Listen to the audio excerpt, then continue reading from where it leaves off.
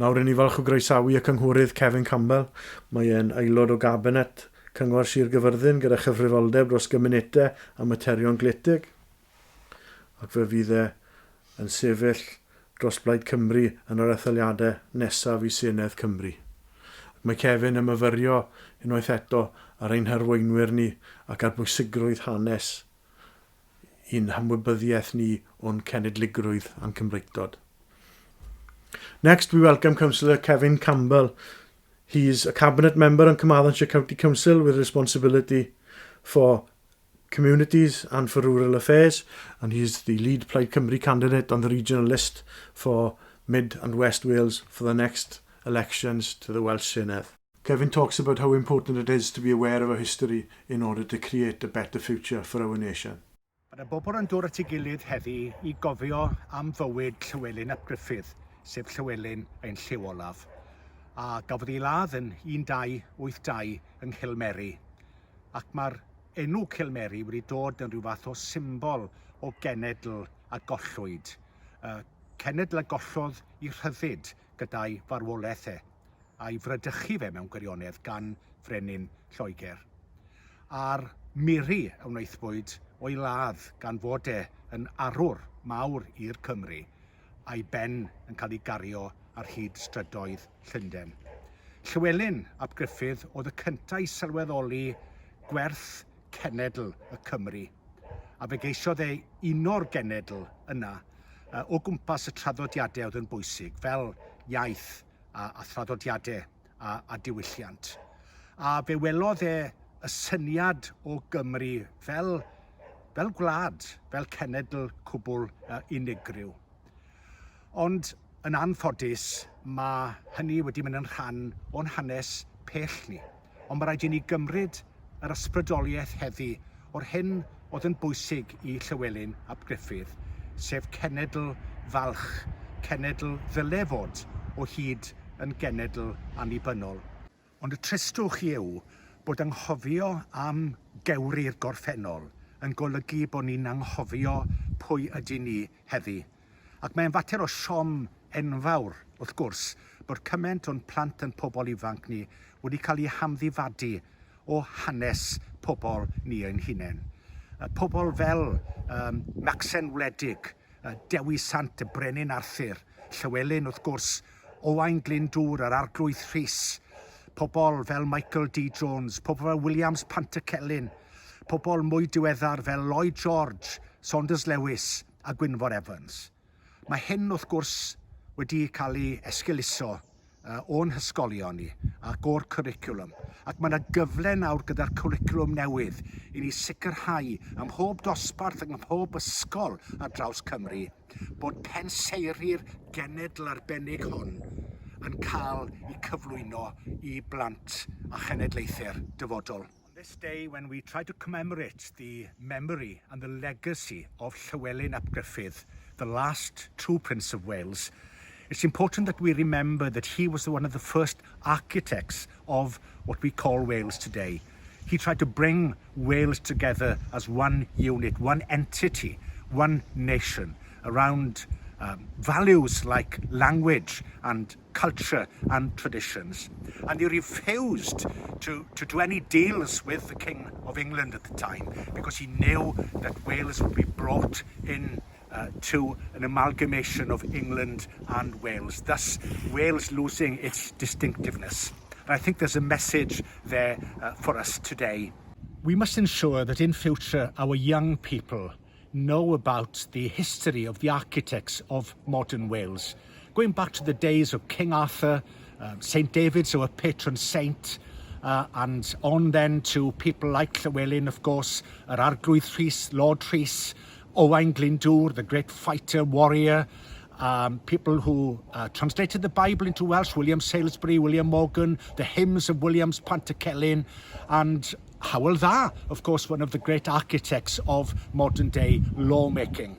And more recently, people like Lloyd George, Saunders Lewis and Gwynfor Evans. These people made today's Wales, and we must ensure that the memory of these people and the wonderful women as well who contributed in many different ways to the social and economic development of Wales are remembered as part of our education. We have a wonderful proverb in Welsh which is cenedl heb gof, cenedl heb galon, which in translation means a nation without a memory is a nation without a heart. It's important for us to remember that a people without a knowledge of their history, their origin and their culture is like a tree without roots. And by being inspired by our past and standing on the shoulders of these great people, we can build a better, stronger, more resilient and more confident Wales in the future. Dyma ni nawr yn cael clywed gan Calvin Griffiths o Lanfihangel ar Arth. Un arall o'r ffyddloniad yng Nghilmeri bob blwyddyn, yn driw i'w fro, yn hoelen wyth, ac yn driw i'w iaith ac i'w genedl. Calvin Griffiths, patriot of Llanfihangel ar Arth, comes to Cilmeri faithfully every year. In his poem, which he reads here, Calvin looks at the seasons of Llywelyn's life, at his successes and failures, and how that affected those who followed him. Dyma gerdd nes i ysgrifennu ychydig o flynyddoedd yn ôl i gofio cwymp y milwyr gyda cwymp Llywelyn. Cwymp y milwyr. Hydref, hydref Llywelyn, hydref oedd ar lawr y glyn, o'r drwm oedd llaw y gelyn, o'r greulon ei goresgyn. Gaiaf, gaiaf Llywelyn, gaiaf gwai heb derfyn, i gwaed ar bont y rewyn, i gormes a dychryn. Gwanwyn, gwanwyn Llywelyn, gwanwyn a gwyrddeg unyn, daweto gan a deryn, daweto dydd dyfyddyn. Haf o haf ein lliw olaf, haf wedi'r holl aiafau, tân yn ein calonnau, tân i'r henwlad barhau. Cofio Llywelyn. Mae hanes yn ailadrodd ei hunan medden nhw. Wel, nesaf fe gen i glywed gan Dr John Davies Llandysil. Mae John wedi bod yn ymwneud â'r seremoni hyn i gofio Llywelyn ers blynyddoedd maith, ac mae'n dipyn o hanesydd. Ac wrth i ni rindo arno fe, fellwn ni feddwl bod modd dwy'n cyffelybiaeth rhwng yr hyn sydd wedi digwydd a'r hyn sydd yn digwydd nawr. Dr John Davies Llandysil has been involved in the ceremonies to remember Llywelyn for a long, long time, and he is a considerable historian. Here, he gives us the benefit of his knowledge regarding events in medieval Wales, and we can think that history can indeed repeat itself. Wel, ni sefyll ar ebyn wal yr eglwys Llandysil yn Ceredigion, a dros yr afon yw'r Siagar. Ac wrth gwrs, dyna gatref o Glyndŵr. A mae'n atgoffa ni bod yr perthynas rhwng Llywelyn a'n Llw Olaf a'r Edward y Cyntaf yn tebyg iawn i'r perthynas rhwng Owain Glyndŵr a Henry y Pedwerydd. Ac oedd y perthynas, yr un math o perthynas sy'n gyda Mark Drakeford a'r Boris Johnson. Mae'n sylfaen ar hen perthynas rhwng Lloegr a Cymru, ac bod y Llywodraeth yn Lloegr yn edrych ar ni yn Cymru fel ail radd, ac y Llywodraeth ni yn ail radd. A roedd yn trafferth, roedd pob arweinydd Cymru wedi wynebu dros y ganrifoedd. Amser y Cynon Garwyn yn y 6eg ganrif, a pawb wedi wynebu yr un problemau. A mae'n wneud ymdrech, bydd rhaid yr arweinwyr Cymru yn wneud i sefyll lan dros ein gwlad dros y ganrifoedd. Ac wrth gwrs, Llywelyn ar y diwrnod hyn yn colli ei bywyd, amddiffyn ein gwlad a ceisio edrych ar ôl y pobl.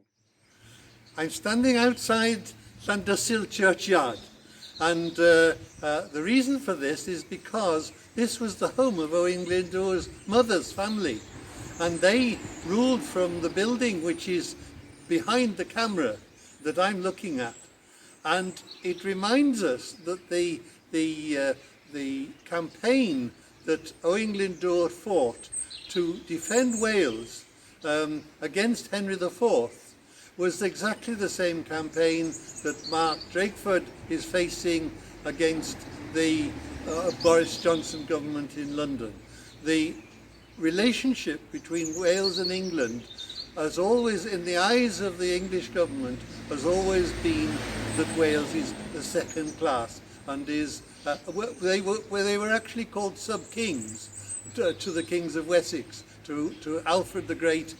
Our famous Hywel was considered to be second class in comparison with Alfred. And the relationship has gone on in this form all the way through our history, since the 6th century, since Cynan Garwyn and the old kings of Britain. So much so that, of course, we call our leaders these days first ministers, but they were called princes for a long time because we weren't allowed to call them kings, which is what they were. And up until the 12th century, our princes were still called kings. Rhys ap Tudor was the last king of South Wales, and Gruffydd ap Llywelyn was the last king of North Wales. We're standing here to remember Llywelyn the last, Llywelyn ap Gruffydd, because he lost his life actually defending the interests of Wales and the lack of support that Wales had received for centuries in his day. Roedd Gruffydd Aberynad Goch yn un o feirdd Llys Llywelyn. A mae'n anodd i lawer ohonon ni feddwl am Llywelyn ap Gruffydd ac i feddwl am ei farwolaeth heb feddwl am farnad enwog Gruffydd Aberynad Goch i Llywelyn ap Gruffydd. Gruffydd Aberynad Goch was one of Llywelyn's court poets, and it's hard for many of us to think of that time, to think of Llywelyn's death without thinking of the great elegy which Gruffydd Aberynad Goch wrote to Llywelyn, where he expresses his grief in cosmic terms, that the weather itself, the natural world around him, reflects the poet's loss and the loss to Gwynedd and to all of Wales. Marnad Llywelyn ap Gruffydd gan Gruffydd Aberynad Goch. Oer calon dan fron o fraw, a llwynyn am frenin, dderwen ddôr y berffraw. Air dilefn a delyd o'i law, a'r dalaeth o dailwng iddaw. Eirgyrn a irdeirn, nim daw Llywenydd, Llywelyn, nid rydd i'm rwydd wisgaw. Gwai fi am arglwydd, gwalch diwaradwydd, gwai fi o'r aflwydd a'i dramgwyddaw, gwai fi o'r golled, gwai fi o'r dynged, gwai fi o'r clywed fod clwyf arnaw, gwersyll cadwaladr, gweisaf llif daradr, gwas rydd a'i baladr, balawg a'i llaw. Gwasgarawdd alaf, gwisgawdd bob gaiaf, gwisgoedd amdanaf i amdanaw, becheslawn arglwydd, ni'n llwydd ein llaw, bichedd, dragywydd a drig iddaw. Poni welwch i hint y gwynt ar glaw, poni welwch i'r deryn am daraw, poni welwch i'r môr ym merwynaw'r tir, poni welwch i'r gwir yn ymgweiriaw, poni welwch i'r haul yn hwyliau'r awyr, poni welwch i'r ser wedi syrthiaw. Poni chredwch i ddew ddyniaddon enfyd, poni welwch i'r byd wedi'r bydiaw. Och, hyd ata ti ddew na ddaw môr dros dir, pa beth yn gedur i ohiriaw.